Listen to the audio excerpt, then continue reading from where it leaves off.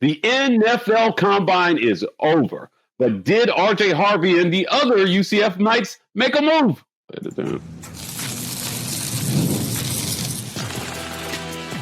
You are Locked On UCF, your daily podcast on the UCF Knights, part of the Locked On Podcast Network, your team every day. Welcome on into Locked On UCF, your daily UCF podcast. I'm your host, Mike G, and thank you so much for making Locked On UCF your first listen of every day. Joining me as he does every single week is my good friend, Andrew Gluchov from The Last Word on Sports. First word on this topic, Andrew, it's Combine time, and all eyes were on RJ Harvey, one of the best running backs in college football last year, went to the NFL Combine to show off his stuff. So many kids these days are scared. Like, I don't want to say they're scared of the Combine, but you see a lot of guys avoid the Combine in favor of their pro days. Harvey decided that he had something to gain from going to the Combine, and we're going to talk about his results and whether he was able to make a move up NFL boards. We talked before we started recording here, Andrew, your thoughts on RJ Harvey, starting with the 40, a 4.4 40 for RJ Harvey at the Combine. He definitely did himself some favors at the Combine. He had a very strong overall result. You know, as we went into it, talked about it last week. We talked about how some of his technique needs a little bit of work, particularly in blocking. Well, this is certainly a way to kind of, I would say, damper that taste in scouts' mouths because his results were pretty solid. 4.4 40. That was fourth best among running backs. So, I mean, he has speed. And as we go down the list of the stuff they did, he shows that he has physical gifts. He's got speed. He's got power. He's got agility. The question is, can he work on the technique aspect? And that's where teams actually are willing to take a flyer. If a guy's a really good physical specimen, they're willing to work on the mental aspects because you can teach a man technique, but you can't make him really all that much faster in the 40. Either you got speed or you don't. So RJ Harvey did a good job with the 4.4 40. Wasn't fastest in his position group, but top four, that's a solid day. Speed kills, and speed is hard to teach. So we know the NFL loves speed, showing off 4.4 speed. It's not all about top end speed, but quickness as well too.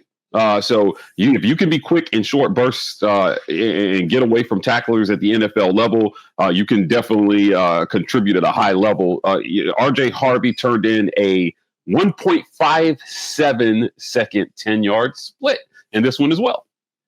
Yeah, which is surprising because it wasn't all that great. It was tied for 15th.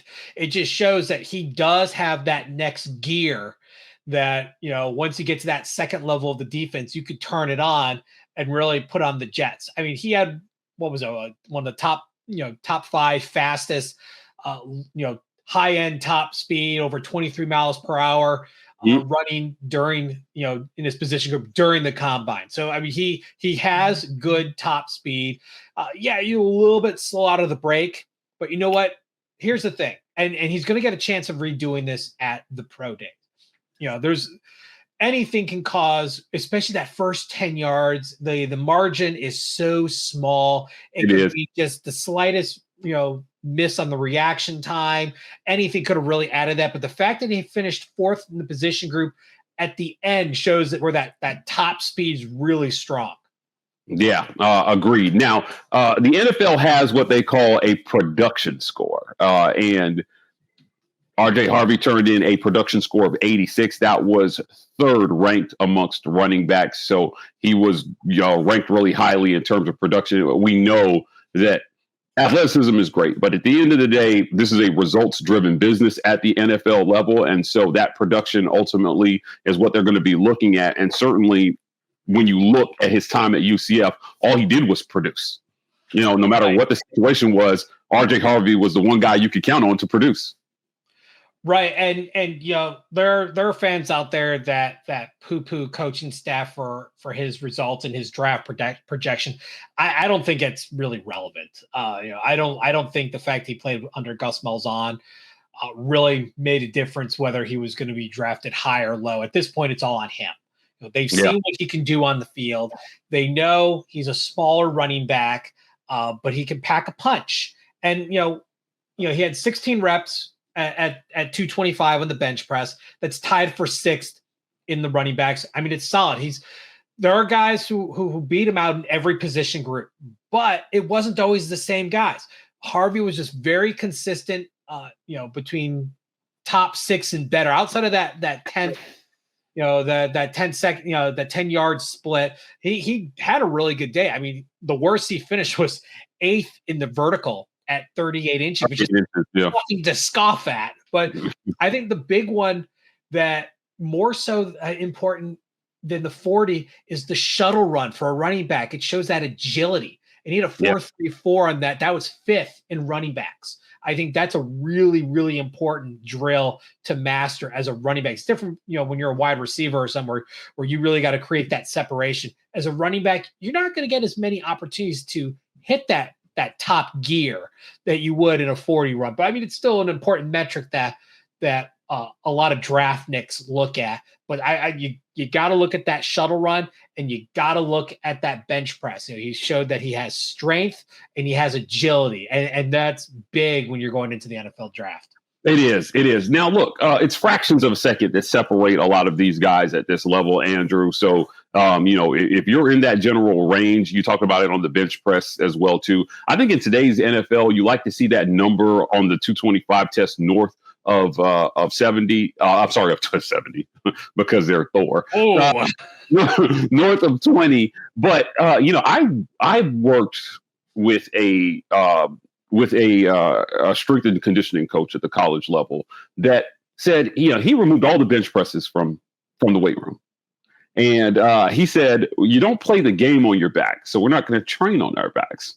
It was a very interesting concept. And so, yes, you want to know that a guy has that burst with his arms and can, stiff arm a lineman or a linebacker trying to tackle him. But ultimately, I want people to keep in mind that these drills aren't the end all tell all about what a guy can be at the next level. It's about production. And maybe some guy could sit down and pump out 30 reps. But what you are looking for is strength and endurance. That's what that 225 test is about. That's why they set the number at 225, strong enough to take on linemen, right? But how long can you take on those linemen? How long can you keep that armor? How long can you keep the defenders off of you? That's what this is about. I think RJ Harvey has proven at the college level that he's a guy who can hold defenders at bay, Andrew, and make plays, extend plays and make plays happen. So he's just a playmaker.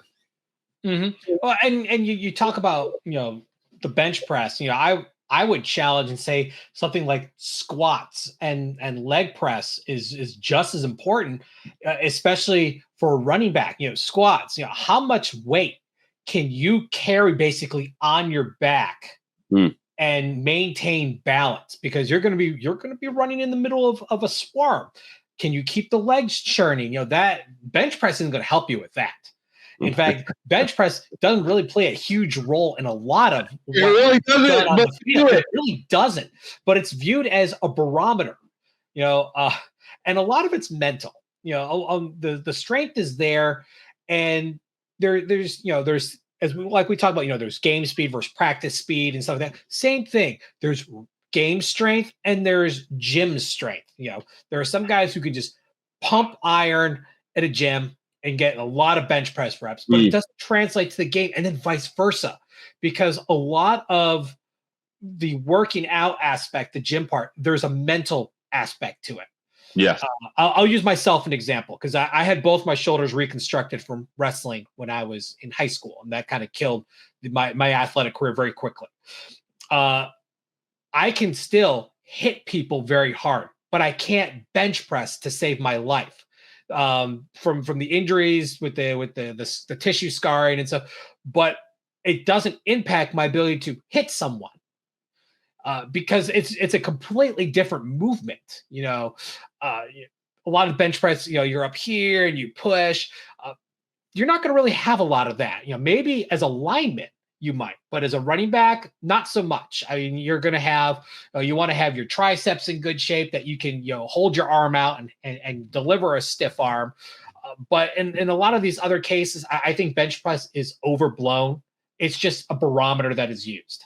Yeah, agreed. Look, again, you want to show off general strength and endurance, and you want to make sure it's above a certain level. But look, at the end of the day, if you can play, you can play. And they're going to be looking at a lot of other things there. I think RJ Harvey did what he needed to do in those metrics to show that he can play at the next level. Now, look, once these guys get into NFL training programs, they're going to get stronger and they're going to get faster. And like once they start training like professionals, and we're talking about hours and hours a day more they'll have to spend on strength, fitness, and conditioning. The transformations are actually remarkable. It's always remarkable to see these guys after they enter the pro program. And look, a lot of it is on them. The regimens are on them. You see a lot of guys hire. First money you should spend should be on a nutritionist, Andrew, to get the nutrition right.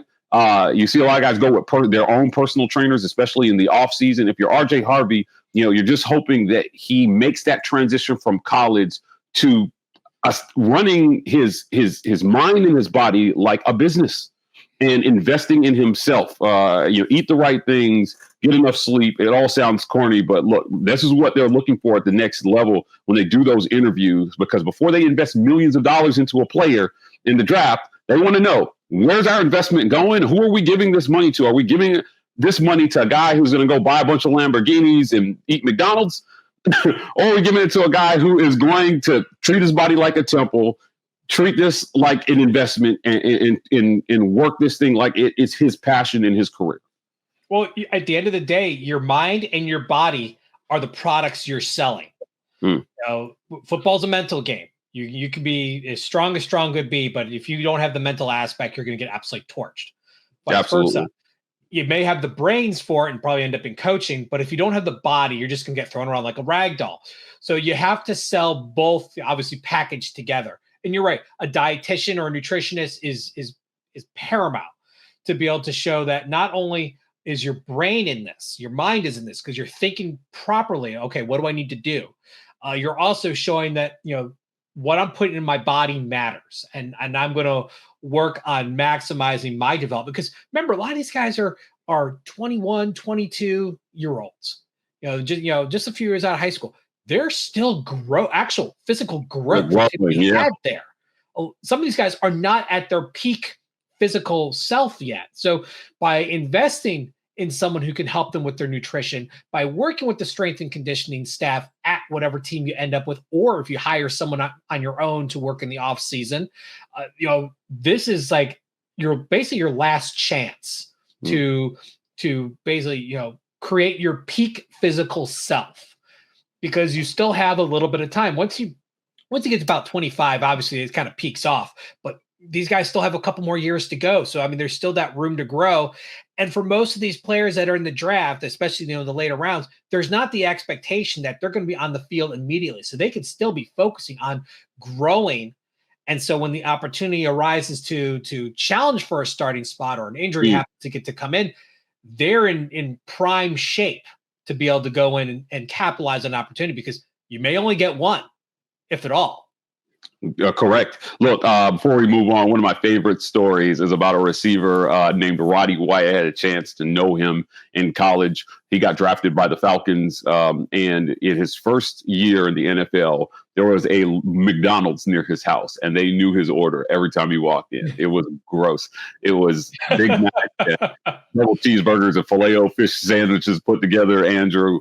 And he got advice from a vet that said, hey, if you invest in your body, hire a nutritionist, and you eat right, you'll be in the Pro Bowl next year. And that's exactly what he did. In the very next year, he made the Pro Bowl. Roddy White, one of my all-time favorite guys. I hope that RJ Harvey hears the advice from the guys like what Roddy White got, and surrounds himself with the right people. I think he's going to represent UCF. I think he's going to be a great representative of UCF at the NFL level. But look, we're going to talk about what this means for Scott Frost and whether he can yield his results for recruiting right after a quick word for our sponsors. This episode of Locked On UCF is brought to you by our friends at Rhule.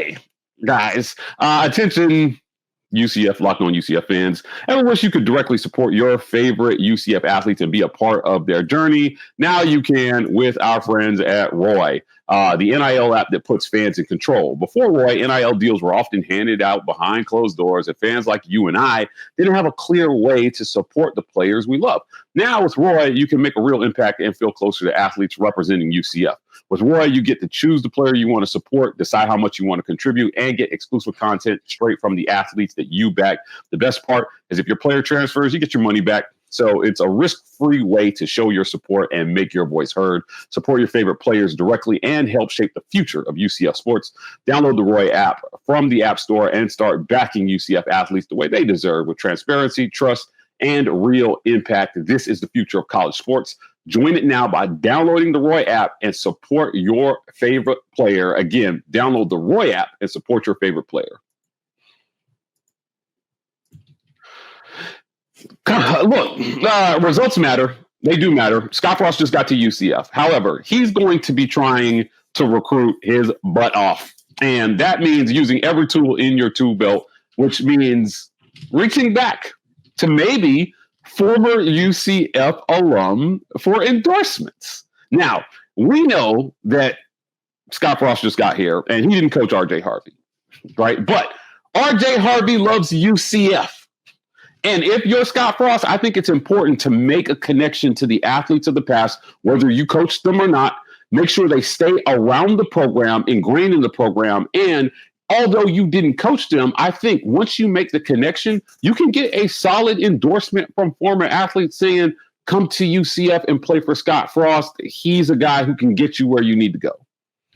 And there's a number of alums that are out there and are willing to ham up UCF, like Brandon Marshall, for example. He has always been hamming up UCF. He's was an AP All-Pro, multiple Pro Bowls. Started for years, was an outstanding wide receiver in the NFL. He's always been very pro UCF, and Scott Frost was really good at getting players involved, like alums involved, and if you look at the coaching staff, you look at some of the analysts they brought in, like Ryan Callahan and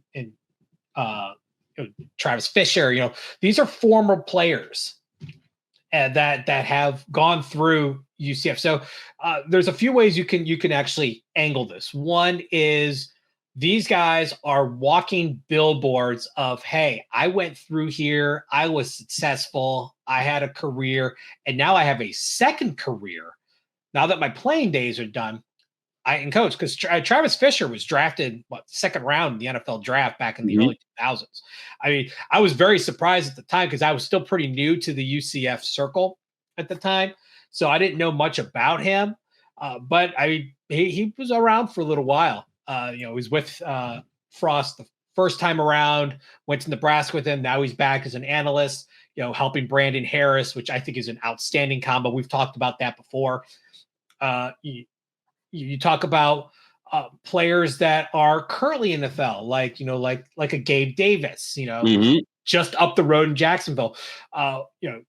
Shaquille Griffin is still in the NFL. Obviously, his brother Shaquem has retired, works with the NFL, but he's very active with UCF as well. But Shaquille Griffin would be some that you can kind of tap.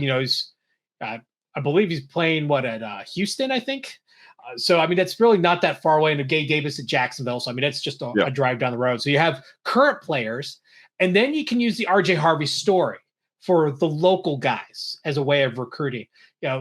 They got their kicks, got to enjoy the recruiting process, left home, realized, what? I focused on the wrong things. I want my parents to see me play. I want them to be able to come to the games and enjoy it. So you know what? I'm coming back. So I come back to UCF because that's where I'm from. And I can become a hometown hero, just like RJ Harvey, and become beloved. Because not only is he loved for the productivity put on the field, but it was added on the fact he's a local guy. And a lot of fans are just local fans. They may not have gone to the school, but they live in the area. They enjoy supporting UCF as their local university. So he's one of them. he's a local guy. He's one of them. And I think there's value in that too.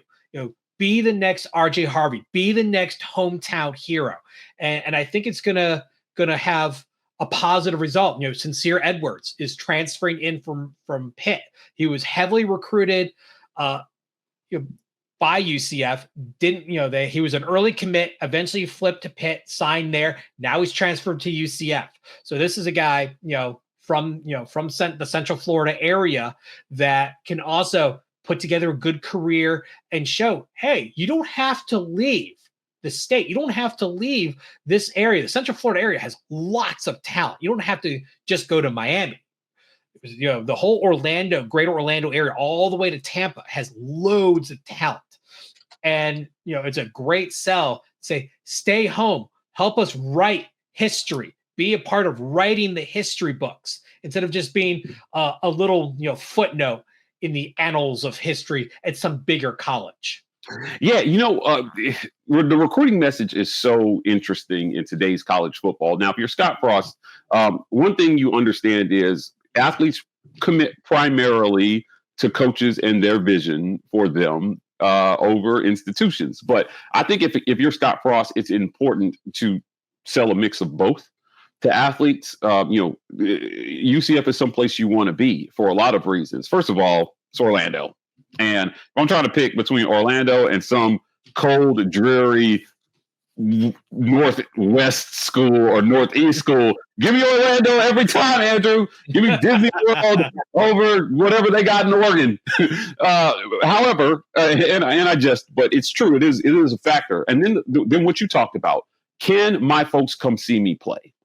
Right? Is it reasonable? Now what we're seeing with a lot of these NIL packages is they're baking in like travel allowances for families if the recruit is big enough to be able to travel to see their kids play. But also, if you're Scott Frost, obviously kids want to get to the NFL. They all want to get to the NFL. But with NIL and where NIL is headed, I think you're going to see more kids more invested at the college level. And enjoying that experience and taking that experience in, because there's not that rush to get to the NFL. If I'm making a little bit of money, maybe even taking care of my family at the same time, if the money is there, you got to use all these tools. I think if you're Scott Frost, to do some creative recruiting and get guys in the door at UCF. Now, look, combine results are going to matter. NFL results are going to matter. I do think, again, I think it's important for him to build a bridge to former UCF alum, whether he coached them or not, and make sure that they come back and support the culture.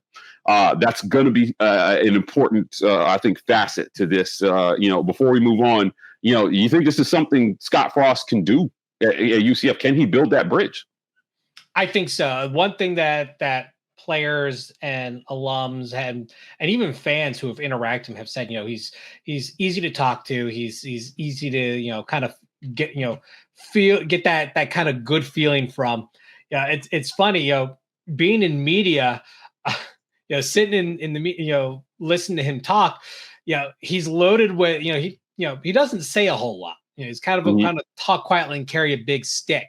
Kind of opposite of his successor, Josh Heupel, who would just talk, but really not say anything. He would just talk. So I mean,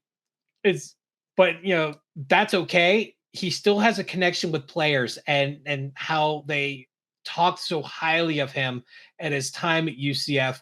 I think will help develop, and cascade that circle of trust that you need to develop to be able to use that in a recruiting standpoint. Because while he does have 2 years at UCF, in the grand scheme of things, that's not a lot to fall back on.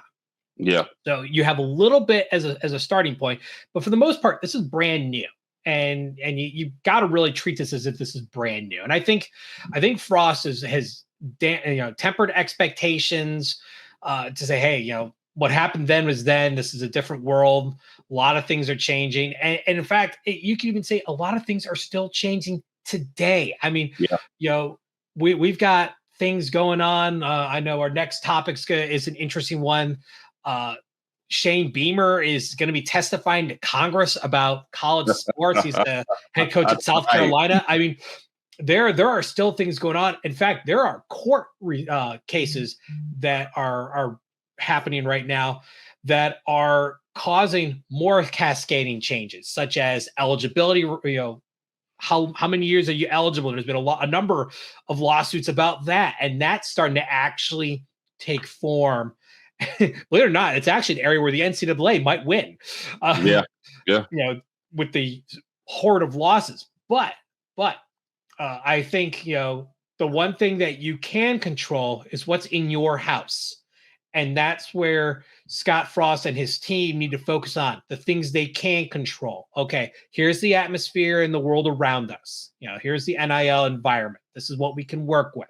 So we're going to work with you with this until we hear otherwise. But we can't control this, and things can change. But until then, here's what we got, and we want to work with you, the recruit. Obviously those things are, those big changes are above their pay grade. Let the suits talk about that. In the meantime, go put yourself a football team. Yeah, lots of changes coming in college football. Scott Frost, I think, is a guy who will adapt. One of those changes potentially is the elimination of spring games. This is the idea that's starting to pick up steam. We're going to talk about that right after a quick word for our sponsors.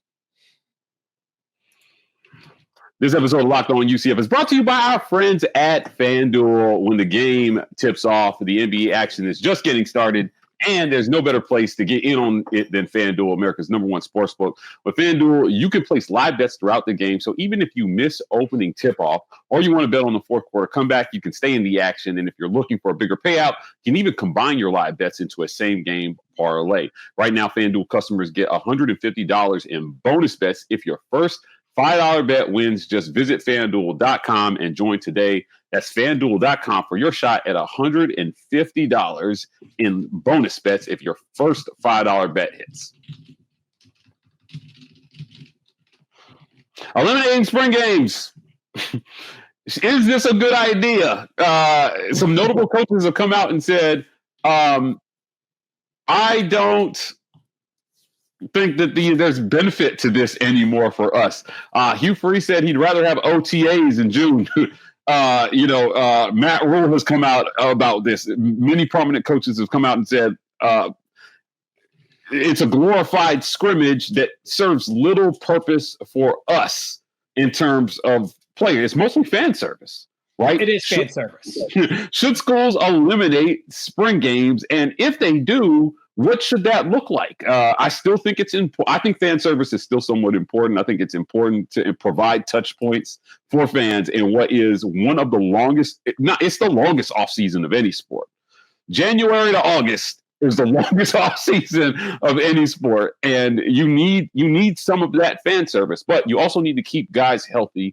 I think the good point I heard one coach make, Andrew, was that time would be better spent on the athlete training their body to prevent injury when the season comes, because they get so many limited hours to train, even in the spring. And I would agree with him, but I think the devil is in the detail. I think there's a medium here where you don't have to eliminate it completely. I've heard ideas about maybe having an actual scrimmage against a D2 school in state and donating the proceeds to charity. I love anything where we're talking about raising money for charity. So you give those spring game proceeds to, breast cancer awareness, anything like that. I like these. I like that we're rethinking this model, but as I think anything that they go to needs to serve the health of the student athlete. Well, they're rethinking the model, but not for that reason. They're rethinking it because of the issue of the spring transfer portal and tampering. That's the big one, is tampering, which is running rampant. And I alluded to the whole Shane Beamer thing. This is part of why he's going to Congress and is testified, because there is not a set standard of NIL in the United States. Every state is different. And because of that, it opens the doors for these kind of situations. There's, tampering runs rampant. The NCAA can't really do anything about it. It's the Wild West. So schools are looking to protect the roster. I'll use so UCF used to have a starting quarterback. A lot of us know him well, Thomas Castellanos. He was in the spring game.